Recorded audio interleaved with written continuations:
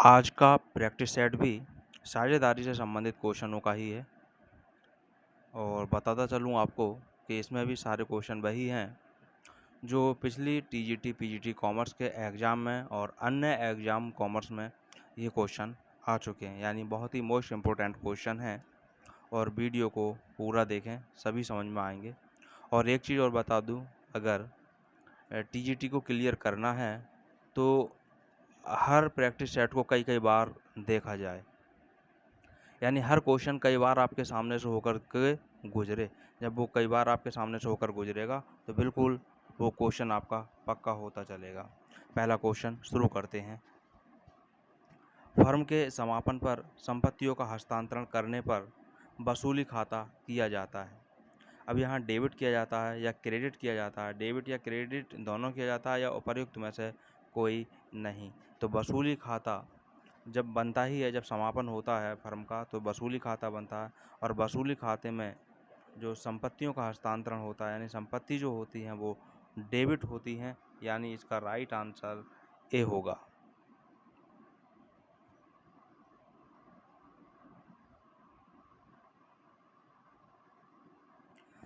अगला क्वेश्चन है, गार्नर बनाम मर्रे नियम लागू होता है जब। गार्नर बनाम मर्रे ये बहुत ही फेमस सिद्धांत है, ये नियम है। ये जब सब साझेदार दिवालिया हो जाएं। बी है सब साझेदार सक्षम हो, सी है कुछ साझेदार दिवालिया हो, और डी है उपरोक्त में से कोई नहीं। तो यहाँ राइट आंसर इसका होगा सी, जब कुछ साझेदार दिवालिया हो, यानी सब साझेदार, जब सभी साझेदार दिवालिया हो जाएंगे तो वो तो फर्म का ही समापन वहाँ होगा। यहाँ पर गार्नर बनाम मर्रे नियम की यहाँ पर बात चल रही है, तो सी राइट आंसर होगा।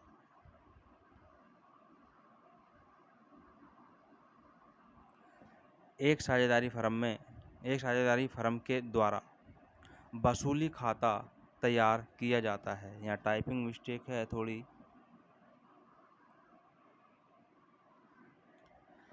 हाँ, तो एक साझेदारी फर्म के द्वारा वसूली खाता तैयार किया जाता है। कब तैयार किया जाता है? एक साझेदार के अवकाश प्राप्ति पर, एक साझेदार की मृत्यु पर, एक साझेदार के प्रवेश पर, या फर्म के विघटन के समय। जब तो इसका राइट आंसर होगा जब फर्म का समापन होता है तभी वसूली खाता बनाया जाता है। ये क्वेश्चन पिछले प्रैक्टिस सेट में भी आया था, यानी राइट आंसर डी होगा।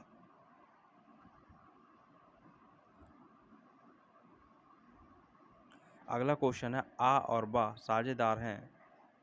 आ की एक दुर्घटना में मृत्यु हो गई तो फर्म खत्म हो जाएगी, साझेदारी समाप्त हो जाएगी।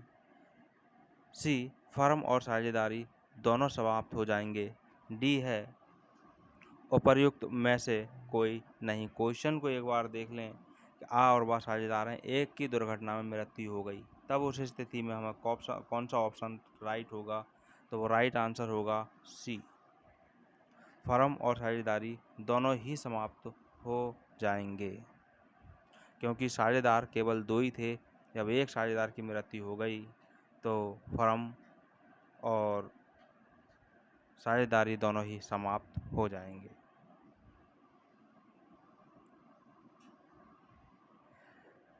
क्वेश्चन है, एक साझेदारी समझौता समाप्त हो जाता है।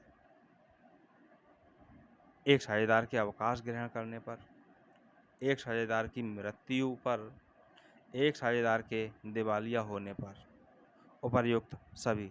यहाँ प्रश्न है साझेदारी समझौते का, तो ये तीनों ही बातें सही हैं। तो इसका मतलब जो राइट आंसर होगा वो राइट आंसर होगा डी, उपर्युक्त सभी।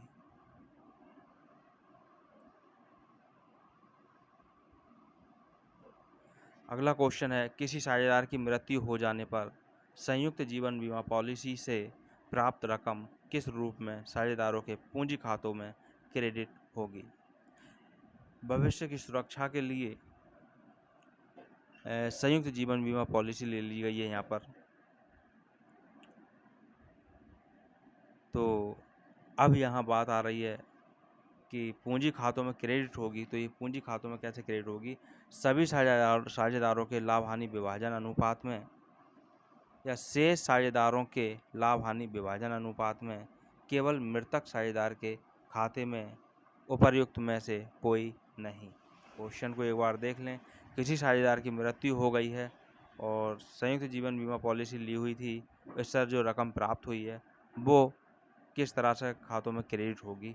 तो यहाँ राइट आंसर जो ऑप्शन होगा वो हमारे पास होगा सभी साझेदारों के लाभ हानि विभाजन अनुपात में। तो जितने भी साझेदार हैं, मृत्यु जिस साझेदार की हो गई है उस साझेदार को भी सम्मिलित करते हुए सभी साझेदारों के खातों में लाभ हानि विभाजन अनुपात में ये क्रेडिट होगी, यानी राइट आंसर ए होगा। गार्नर बनाम मर्रे का विवाद हुआ था। स्क्रॉल करते हुए आंसर आप लोगों ने देख लिया होगा। तो ऑप्शन है भारत, जापान, इटली और इंग्लैंड। तो ये जो विवाद था ये इंग्लैंड का था। Right answer D. गार्नर बनाम मर्रे, इन दो साझेदारों में मुकदमेबाजी चली थी, लेकिन आपको बताता चलूं इसमें साझेदार दो नहीं 3 थे। गार्नर, मर्रे और बिलिंकस। बिलिंकस दिवालिया हो गया था, तब गार्नर और मर्रे में मुकदमा इस बात का था कि अब जो हानि है बिलिंकस के वजह से वो हानि किस अनुपात में बांटी जाए। तो इनमें जिसकी और पूंजी इनकी असमान थी। जिसकी पूंजी ज़्यादा थी वो चाहता था कि लाभ हानि विभाजन में इसको बांटा जाए, जिसकी पूंजी कम थी वो चाहता था कि यह हानि पूंजी अनुपात में बांटी जाए। लेकिन बहुत ही सटीक निर्णय दिया गया था न्यायाधीश जोयस के द्वारा। ये सभी क्वेश्चन अभी आने वाले हैं।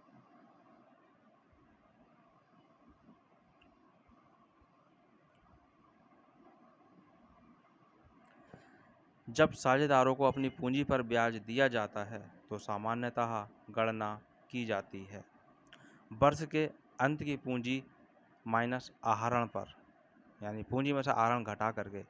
बी है वर्ष के अंत की पूंजी पर। सी है औसत पूंजी पर। और डी है वर्ष के आरंभिक पूंजी पर। राइट आंसर है अंतिम पूंजी पर नहीं दिया जाता है, जो वर्ष के प्रारंभ में होती है पूंजी उस पर ब्याज लगाया जाता है, यानी राइट आंसर डी।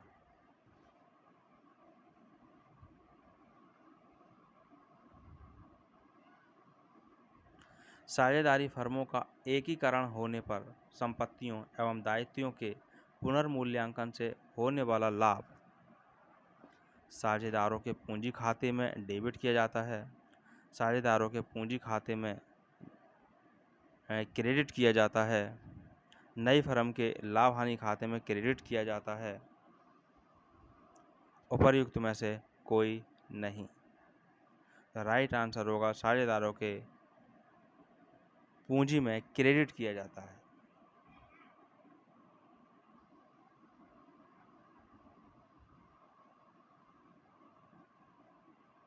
क्वेश्चन को एक बार देख लें। साझेदारी फर्मों का एकीकरण हो रहा है, यहाँ साझेदारों का नहीं, साझेदारी फर्मों का यहाँ पर एकीकरण हो रहा है। तो साझेदारों के पूंजी में क्रेडिट इसको किया जाएगा, यानी राइट आंसर जो होगा वो बी होना चाहिए।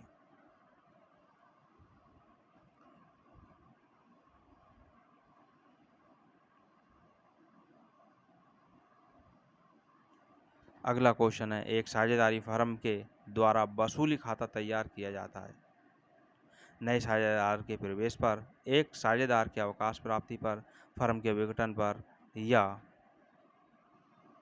लेखा वर्ष की समाप्ति पर। यहाँ ये लेखा शब्द है,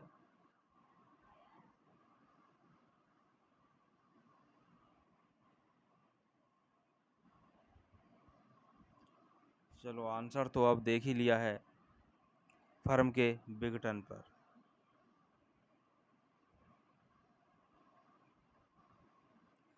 फर्म के समापन पर रोकड़ शेष दर्शाया जाता है। अब ये रोकड़ खाते में या पुनर्मूल्यांकन खाते में, लाभ हानि खाते में या वसूली खाते में, तो राइट आंसर होगा, क्योंकि रोकड़ शेष की यहाँ पर बात चल रही है, तो रोकड़ शेष जो है वो रोकड़ खाते में ही दर्शाया जाएगा, उसके बाद हस्तांतरित किया जाएगा।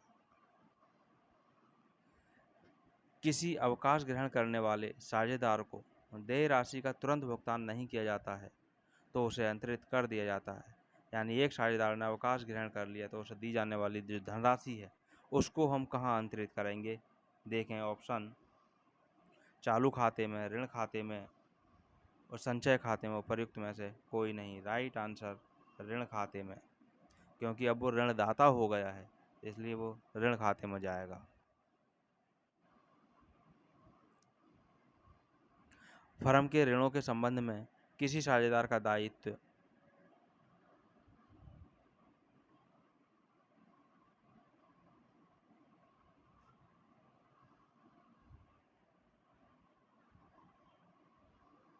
फर्म के ऋणों के संबंध में किसी साझेदार का दायित्व सीमित होता है। फर्म में अपनी पूंजी तथा फर्म को दिए गए ऋण की राशि तक। बी है फर्म में अपनी पूंजी की राशि तक। सी है हानियों की पूर्ति के आश्वासन की राशि तक। और डी है फर्म में अपनी पूंजी तथा व्यक्तिगत संपत्ति की राशि तक। तो राइट आंसर ये आपको एक चीज़ मालूम होगी, पहले भी क्वेश्चन किसी सेट में आया था ये, कि साझेदारों का जो दायित्व है वो असीमित होता है। जब असीमित होता है तो फर्म में जो पूंजी है उसकी वहाँ तक तो है ही है, उसके साथ साथ व्यक्तिगत संपत्ति भी उसकी जिम्मेदार होती है, इसलिए राइट आंसर जो होगा वो डी होगा।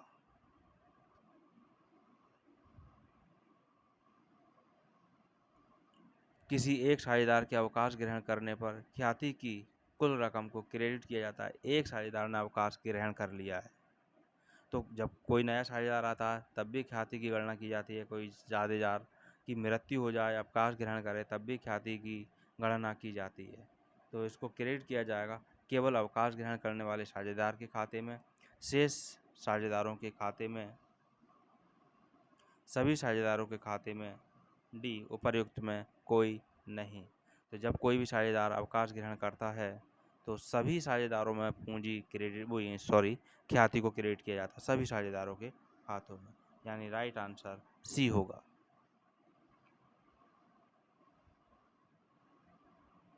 एक फर्म के विक्रय के समय अंशों एवं ऋण पत्रों के रूप में प्राप्त क्रय प्रतिफल साझेदारों में बांटा जाता है। जब फर्म का विक्रय किया जाता है, ये उस समय की बात चल रही है। साझेदारों को देय अंतिम भुगतान के अनुपात में, पूंजी अनुपात में, लाभ बंटन अनुपात में, बराबर अनुपात में। राइट आंसर होगा ऐसी स्थिति में सी, लाभ बंटन अनुपात में। जिस अनुपात में लाभ को बांटा गया है उसी अनुपात में। साझेदारी का विघटन होना चाहिए जब एक साझेदार दुर्व्यवहार करता है, एक साझेदार की मृत्यु हो जाती है या एक साझेदार विदेश चला जाता है, व्यापार हानि उठा रहा हो। यहाँ पर बात साझेदारी फर्म की नहीं, साझेदारी के विघटन की बात चल रही है। जब एक साझेदार की मृत्यु हो जाती है तो साझेदारी का विघटन अपने आप ही हो जाता है। यहाँ फर्म के विघटन की नहीं, साझेदारी के विघटन की बात चल रही है। क्वेश्चन कंफ्यूज कर देता है, इसको अच्छे से समझ लें। राइट आंसर भी होगा, एक साझेदार की मृत्यु पर साझेदारी स्वतः समाप्त हो जाती है।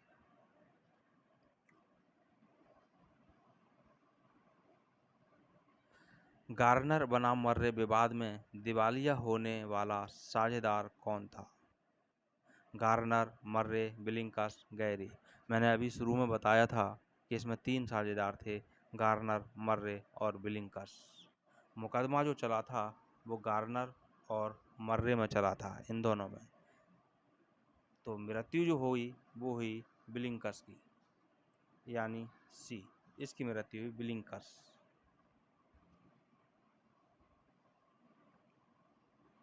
गार्नर बनाम मर्रे विवाद कब हुआ था? तो अक्सर ये गलती हो जाती है और लोग बी को राइट कर देते हैं, 1903। जो कि ये बिल्कुल गलत है। इसका जो राइट आंसर है ये मैं आपको बता दूं, ये बिल्कुल गलत है। राइट आंसर है ए। जो मुकदमा चला था वो सन 1900 में पूरे में चला था, इनमें विवाद हुआ था। 1903 में निर्णय हुआ था इसका।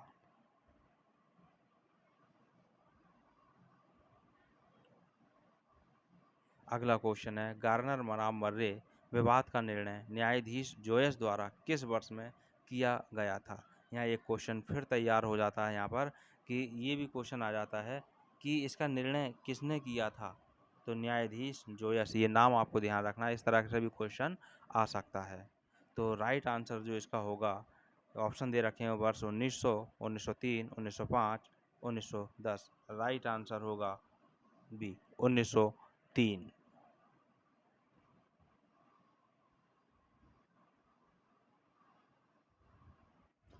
अगला क्वेश्चन है, गार्नर बनाम मर्रे विवाद वाली फर्म में कितने साझेदार थे। तो अभी भी मैंने बताया था गार्नर, मर्रे और बिलिंकर्स, तो होगा ये साझेदार 3। तो यहाँ पर राइट आंसर बी होगा, 3 साझेदार। मिलेंगे अगली वीडियो में इसी तरह के क्वेश्चनों के साथ में।